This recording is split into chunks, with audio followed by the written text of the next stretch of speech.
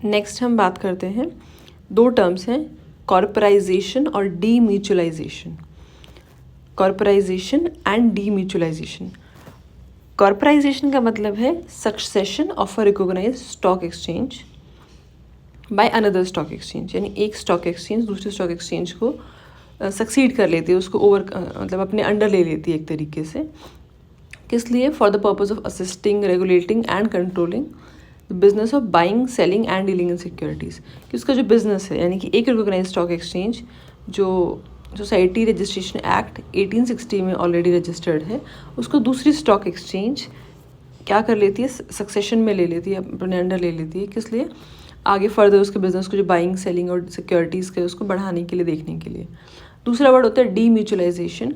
डीम्यूचुअलाइजेशन का मतलब है ओनरशिप और मैनेजमेंट को अलग करना। क्या मतलब है इसका? कि अब ब्रोकर्स के पास सिर्फ ट्रेडिंग राइट्स होते हैं, वो सिर्फ एक ट्रेडिंग राइट्स कर सकते हैं, वो भी फीस देने के बाद एक स्टॉक एक्सचेंज पे। जो ओनरशिप है और मैनेजमेंट है, मैनेजमेंट को ट्रेडिंग राइट से हमने सेपरेट कर दिया है, पहले ऐसा नहीं था। कॉर्पोराइजेशन एंड डीम्यूचुअलाइजेशन, ये दोनों टर्म्स आपको पता होने चाहिए। उसके बाद हम बात करते हैं कि कुछ छोटे छोटे टर्म्स को, छोटे छोटे उसको हम समझने की कोशिश करेंगे, जिससे आपको और ज़्यादा आइडिया आएगा कि सिक्योरिटीज़ कॉन्ट्रैक्ट रेगुलेशन रूल्स आजकल जो लेटेस्ट चल 2006 वाले, उसमें क्या क्या है, नए रूल्स जो चल रहे हैं सेबी के। किसी भी स्टॉक एक्सचेंज को इंश्योर करना होता है कि कम से कम 51% इक्विटी शेयर कैपिटल पब्लिक के हाथों में हो। किसी भी तरीके से हो सकती है, ऑफर फॉर सेल, कोई प्लेसमेंट किया जा सकता है, प्राइवेट बेसिस पे किया जाए, कैसे भी मिला के किसी भी मेथड से 51% से ज़्यादा इक्विटी शेयर कैपिटल पब्लिक के हाथों में होनी चाहिए। अगर नया इक्विटी शेयर्स को इशू किया जा रहा है तो उसके लिए क्या गाइडलाइंस होती हैं, वो भी दी गई हैं इसमें। प्राइवेट प्लेसमेंट किया गया, यानी कि अगर कोई शेयर्स किसी स्टॉक एक्सचेंज पे नहीं है और आप पब्लिक को नहीं सेल करना चाहते हो, तो प्राइवेट प्लेसमेंट के लिए क्या गाइडलाइंस है वो मेंशन की गई हैं। अगर आपको शेयर होल्डिंग को ट्रांसफ़र करना है तो कैसे किया जा सकता है, कि कोई भी पर्सन किसी स्टॉक एक्सचेंज की 5% पेड अप इक्विटी कैपिटल से ज़्यादा नहीं ले सकता है।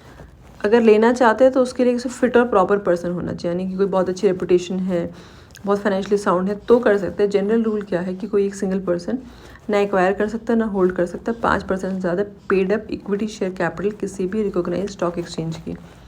दूसरा, कोई stock exchange, depository, clearing organisation, कोई बैंकिंग कंपनी, इंश्योरेंस कंपनी, ये सब अकेले या मिलके मैक्सिमम 15% तक की equity, paid up equity capital recognise stock exchange की होल्ड कर सकते हैं।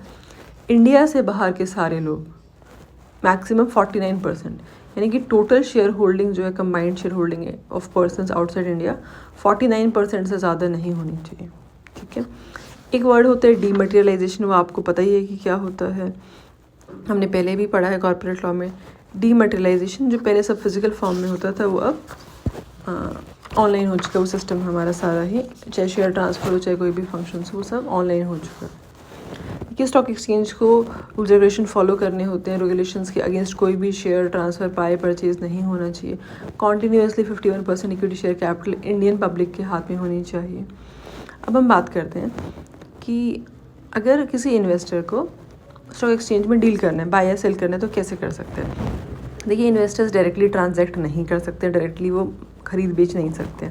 सबसे पहले उनको एक ब्रोकर को चुनना पड़ेगा। वो ब्रोकर को डायरेक्टली कर सकते हैं, अपने बैंक के थ्रू अप्रोच कर सकते हैं। तो ब्रोकर के पास जाके एक अकाउंट ओपन कराते हैं, जो आजकल जैसे हम डीमैट अकाउंट या डीमेटलाइजेशन अकाउंट बोलते हैं। उसके बाद आप ऑर्डर दोगे अपने ब्रोकर को। ब्रोकर क्या करेगा, आपका ऑर्डर, जो भी आपने ऑर्डर दिया है, किस टाइप की सिक्योरिटीज़ हैं, क्या है, वो चेक करके आगे फर्दर आपने क्या प्राइस दिया है, क्या नंबर दिया, वो आगे उसको मार्केट में डाल देगा। उसके बाद जो आपने प्राइस दिया है या जो रेट दिया है, उसके हिसाब से अगर कोई उसको सेल करना चाहता है, यानी एक ब्रोकर को आपने ऑर्डर दिया है, वो ऑर्डर फर्दर सबको दे देगा। अगर उस रेट पे, उस क्वांटिटी में कोई उसको ख़रीदना चाहेगा, या कोई मतलब जो भी आपका है बाय, जो भी है, अगर कोई ख़रीदना चाहेगा तो कोई दूसरा ब्रोकर बताएगा कि हाँ हमारे यहाँ से ख़रीदना चाहते हैं, ऑर्डर मैच हो जाएगा, कॉन्ट्रैक्ट हो जाएगा। आपने सेल कर दिया, आपको पैसे मिलने हैं, कॉन्ट्रैक्ट हो जाएगा ना, एक तरीके से सेल हो जाएंगे आपके शेयर। अगर आपकी ट्रांजैक्शन हो गई तो ब्रोकर आपको एक कॉन्ट्रैक्ट नोट इशू करेगा, जिसमें सिक्योरिटी ट्रेडेड, उसका नंबर और प्राइस होगा। सेटलमेंट कैसे होती है, फिजिकल या डीमटेरियलाइज्ड। फिजिकल फॉर्म में क्या होता था कि मान लो आपने सेल करना है तो आप अपने शेयर सर्टिफिकेट जमा कराओगे, सामने वाला पैसे जमा कराएगा, फिर उसको शेयर सर्टिफिकेट मिल जाएगा, आपको पैसे मिल जाएंगे। अब सब डिमेटलाइज होता है, सब कुछ ऑनलाइन हो जाता है, फिजिकल फॉर्म में कुछ नहीं होता है। उसके बाद एक वर्ड होता है रूलिंग स्टेटमेंट। सिक्योरिटी मार्केट को बढ़ावा देने के लिए, उसको और अच्छा बनाने के लिए ट्रेडिशनल अकाउंट सेटलमेंट पीरियड होता है, इसको हम टी बोलते हैं। तो फिलहाल ये है T+2 सेटलमेंट सिस्टम, यानी जिस दिन आप ट्रेड करते हो T+2 ट्रेड +2 सेटलमेंट डेज, यानी टी यहाँ पे ट्रेड है और 2 दिन दिए जाते हैं सिक्योरिटीज़ को डिलीवर करने के लिए और कैश पेमेंट रिसीव करने के लिए। यानी ट्रांजैक्शन होने के T+2 डेज़ के अंदर आपको सारा आपका जो सेटलमेंट है वो हो जाएगा। अब हम बात करते हैं कि स्टॉक मार्केट में कितने तरह के प्राइस होते हैं, बढ़ते रहते हैं, घटते रहते हैं, हर रोज़ के, हर मिनट के, वो कैसे चेंज होते हैं। सबसे इंपॉर्टेंट फैक्टर है कि कंपनी की पोजीशन कैसे, फाइनेंशियल पोजीशन कैसी है, मार्केट में पोजीशन कैसी है, कैसा उसका रेट ऑफ डिविडेंड है, कैसे उसकी फाइनेंशियल पोजीशन है। इससे स्टॉक मार्केट में प्राइस पे फ़र्क पड़ता है। डिमांड और सप्लाई कैसी है, अगर डिमांड ज़्यादा है, सप्लाई कम है तो रेट बढ़ जाएगा, डिमांड कम है, सप्लाई ज़्यादा है तो रेट कम हो जाएगा। फाइनेंशियल इंस्टीट्यूशंस का क्या रोल है यहाँ पे, वो भी देखा जाता है, उससे भी प्राइस पे फ़र्क आता है। स्पेकुलेटिव एक्टिविटीज़ ऐसी एक्टिविटीज़, ऐसे ट्रांजैक्शंस जहाँ पे लोग सिर्फ प्राइस के बढ़ने या घटने से फ़ायदा उठाना चाहते हैं, उनका इन्वेस्टमेंट का पर्पस नहीं। तो स्पेकुलेटिव एक्टिविटीज़ से भी प्राइस पे फ़र्क पड़ता है। गवर्नमेंट की कैसी पॉलिसीज़ हैं, मान लीजिए कि आपके पास स्टील कंपनी का शेयर है, स्टील कंपनी के लिए गवर्नमेंट कैसी पॉलिसी निकाल रही है, फेवरेबल, अनफेवरेबल, उस तरह की चीज़ों का भी बहुत फ़र्क आता है। इंटरेस्ट रेट्स क्या हैं, अगर फ़िलहाल जो इंटरेस्ट रेट हैं वो बहुत ज़्यादा हैं, मान लीजिए कि आपका मनी मार्केट में आपके नॉर्मल आपको कहीं पे इंटरेस्ट हायर ऑफर हो रहा है तो आप शेयर मार्केट में नहीं जाओगे।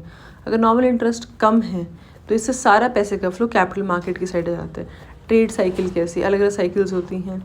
अगर बूम पीरियड है तो प्राइस बढ़ रहे होंगे, अगर डिप्रेशन है, ग्रोथ कम हो रही है तो शेयर्स के प्राइस कम हो जाएंगे।